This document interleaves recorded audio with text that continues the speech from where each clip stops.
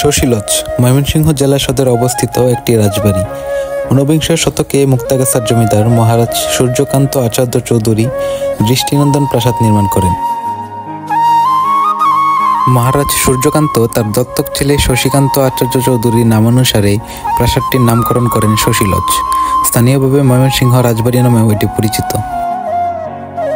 রাজপ্রাসাদটি 1897 সালের 12 জুন ভূমিকম্পে বিধ্বস্ত হলে অত্যন্ত ব্যথিত হন সূর্যকান্ত আচার্য চৌধুরী। 1905 সালে ঠিক একই স্থানে নতুনভাবে শশীলজ নির্মাণ করেন শশীকান্ত আচার্য চৌধুরী। 1911 সালে শশীলজের সৌন্দর্য বর্ধনে আরও কিছু সংস্কার সম্পন্ন হয়।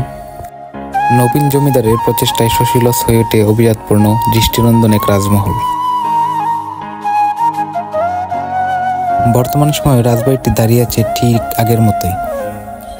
প্রতিদিন হাজার হাজার দর্শনার্থীর আগমন ঘটছে এই রাজবাড়িটি দেখতে।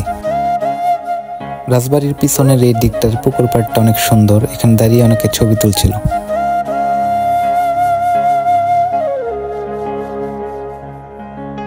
দৃষ্টিনন্দন এই কারুকাজগুলো যে কারো মনকে আনন্দিত করতে বাধ্য করবে।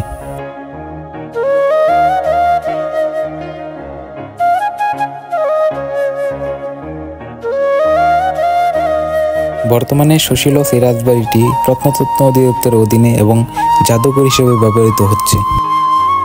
মুক্তাগাছা জমিদার বাড়ি এবং গৌরীপুরের জমিদার বাড়ি থেকে রাজাদের ব্যবহারের যে জিনিসপত্র পাওয়া গেছিল সেগুলোকে নিয়ে একটি জাদুঘর স্থাপন করা হয়েছে এখানে।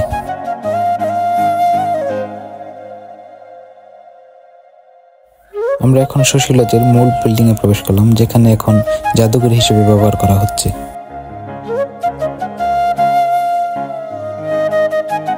জাদুঘরের ভিতরে রাজাদের ব্যবহার যে বিভিন্ন মূর্তি, বিভিন্ন আসবাবপত্র এবং অনেক জিনিস প্রদর্শন করা হচ্ছিল, যেগুলো রাজাদের আমলে ব্যবহার করা হতো।